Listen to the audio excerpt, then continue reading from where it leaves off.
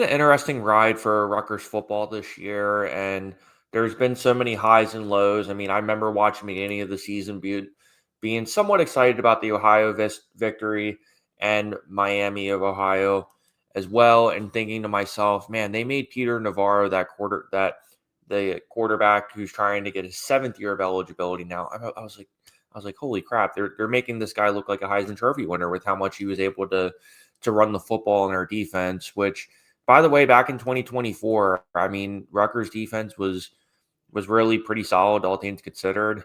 And for it to be a total 180 in terms of the ineptitude on defense to what we're accustomed to with teams of Greg Schiano, it's really night and day, and in a lot of ways kind of fascinating in some regards. I mean, if you really kind of look at the stats in terms of them defensively, I mean, a game that really kind of comes to my mind is the Maryland game, even though technically that victory versus Maryland is essentially one of the biggest reasons why we're even in a position to be able to get into a bowl game this week, assuming that you can somehow beat Penn State, which I will get to in a minute. But for example, just to kind of rattle off a couple stats for you in terms of where Rutgers defense is, at least in terms of rushing. So when they played Maryland a couple weeks ago, they rushed for over 300 yards. Oregon went for 415, and then everyone else over the last few games has had at least 200 yards. And especially for a Rutgers team that's going to try to face Penn State and be able to control the tempo, could be able to control the narrative, and to be able to try and control how much Penn State is on the football field, it is not exactly the best recipe for success in terms of a victory too. Because I mean, when you look at Penn State too, they were ranked as number 2 in the country in the AP preseason poll. A team that I think a lot of people legitimately said, hey, they should have national championship aspirations. I certainly thought in this show they would at least be contending for a national title again, especially with the returning production, the talent. You have, you have Jim Knowles there too, who had a stint as Ohio State and also at Oklahoma State under Mike Gundy as well. And so for that overtime loss versus Oregon to kind of derail your entire season after the decline, losing to UCLA and Northwestern, it's really just kind of fascinating how falling from grace you have with that type of program too. But shout out to Terry Smith on the show, someone who's been an assistant at Penn State for a long time, someone who's been super loyal to the program, and someone who I think I wouldn't be surprised if they gave him a chance, especially if Bob Chesney doesn't work out or any of their other targets. But Penn State has played pretty hard as well. So I think this is going to be a game that Rutgers certainly can't overlook. I mean, let's see. Penn State's played really, really tough versus Iowa, versus Ohio State. And I would argue even versus Indiana too. I mean, pushing the number 2 team in the country to the very last minute where Fernando Mendoza had to essentially lead them down the field. And, especially that clutch touchdown in the back of the end zone there. If Mendoza does win the Heisman Trophy, I've said this before on the show, that's going to be one of those Heisman moments, so to speak, that people are going to come back to and say, okay, that's the reason why we gave him the trophy. So for Penn State and Rutgers, I mean, this is really both for them an opportunity to get to 500 and get to a bowl game, most importantly. So I think both these teams need it a different way. I kind of routed off the reasons why Penn State needs a bowl game, but the reason why Rutgers needs a bowl game is not only would it snap a 17-game losing streak versus Penn State, but I would argue most importantly, it would be Greg Schiano's 100th win as Rutgers head coach.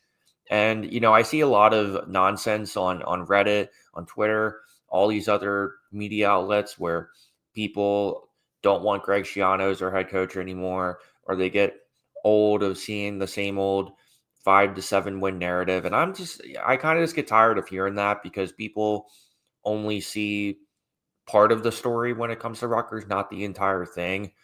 I'll never sit here and call for Greg Schiano to get fired. I think in many ways, him being there has definitely risen up the program to some degree. I think it's only going to get better under him, especially too when you've led Rutgers to bowl games for the past 2 seasons. And I get it. Being 7-6 every year isn't really that impressive on the surface when you look at that. But at the same time, there's been so many heartbreaking and painstaking moments throughout this season that you can't just all kind of put it on Greg Schiano necessarily, because even when I look at their schedule from the beginning of this season, I mean, a couple games that kind of really stand out to me is that stretch in mid-September when they faced Iowa and particularly the Minnesota game. I think the Iowa game, yes, we did host Iowa, and Iowa's always a tough team to play. I mean, they have one of the best defenses in the entire country, well coached with Kirk Ferentz, et cetera, et cetera, et cetera. I mean, even Amon Raymond had 161 yards that game, which outside of the Maryland game was his best game statistically the entire season. So for them to be able to have that much success rushing versus Iowa. Oh, sorry, that was for Minnesota. So forget that. That was versus Minnesota was the 161, and then versus Iowa 62 yards, but Kaliakmanis actually threw for 330 on Iowa. So rush that back. But needless to say, you get the drift. They played Iowa tough, they played Minnesota tough, and even to an extent Washington, even though Washington kind of ran away with it a little bit at the end there when Kaliakmanis threw for 386 yards. How much of that was in garbage time versus how much of that was during the game can be debated, but nevertheless, I mean, Rutgers at the same time too. Obviously, the tail of the tape is going to be how can Rutgers stop the rushing attack of Penn State? That's obviously the big question of this game. And even when you look at that game holistically, or if you want to look at the program holistically, I mean, Greg Schiano is there until 2030, so his job is pretty safe and should feel pretty safe because it should. I mean, I always hear these narratives of, oh, we need to move on. Oh, we need a new face. Oh, we need this, and that, and the other. But people don't understand like how difficult of a job Rutgers is to even begin with. When you're in the Big Ten, you have one of the least amount of resources in all of the power schools, definitely towards the bottom in terms of how much they're spending on NIL and facilities and all that good stuff. But at the same time, too, Rutgers had at least some moderate success in terms of recruiting. Now, obviously, New Jersey is not necessarily the hotbed of college football talent necessarily, but the one thing I will give Greg Schiano and this staff a lot of credit for is they've been pretty calculated when it comes to the transfer portal. I would argue one of their kind of second pipeline states of this team is got to be in Northeast Florida, where that's kind of what my story was. I grew up in Jersey and I went to school in Florida. And you know why that is? Because when you compare going to school in Florida versus staying in Jersey, it is about half the price. So when you kind of flip flop that back and forth, it could just be, hey, maybe Florida kids want something different to go out to Rutgers, and then vice versa too. Because if you really kind of look at these last couple classes, and whether it's the transfer portal or in terms of actual in-state and actual recruiting in general, Florida has definitely become one of those second states, or Florida, where we're definitely going to see a lot more talent coming in outside of the typical South Jersey, Central Jersey, and a little bit of the Ohios and Pennsylvanias and New Yorks being thrown in there a little bit too.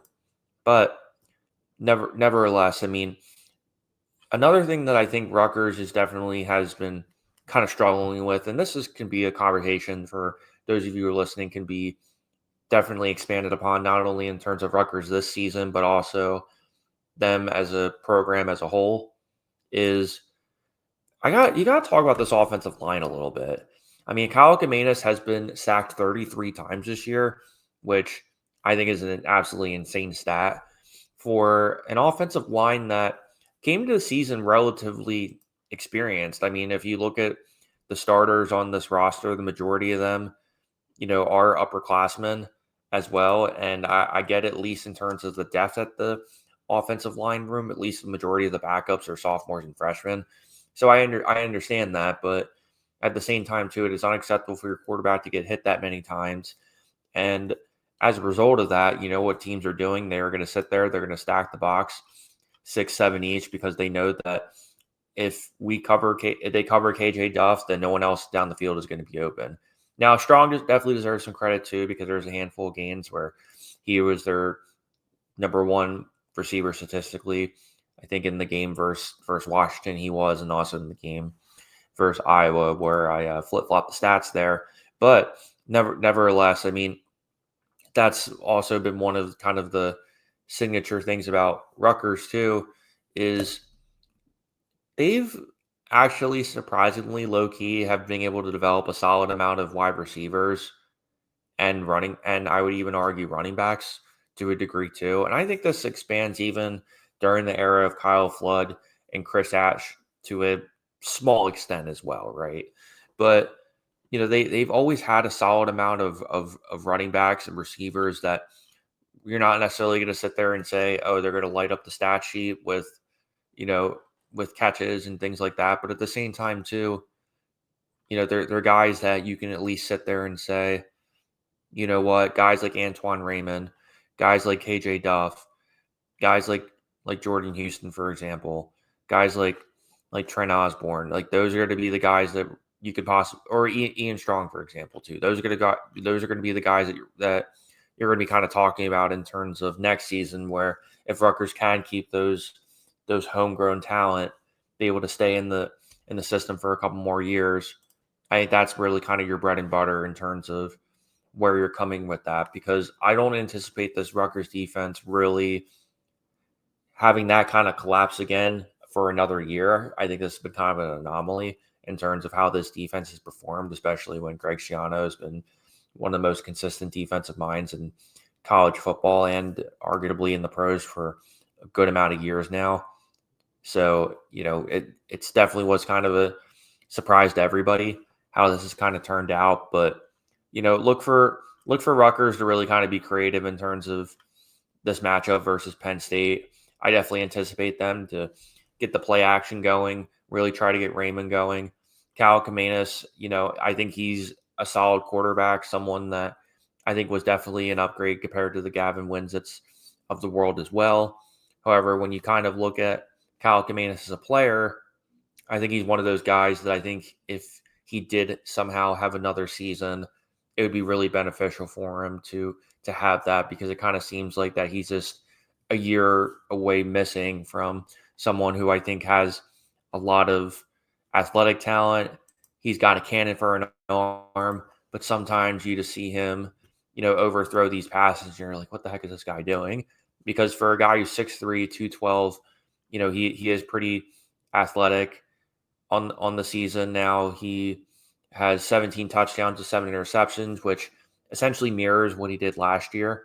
Now he has about 100 more yards with one game to go. So it's relatively comparable in terms of that regard. The completion percentage is up to almost 62%.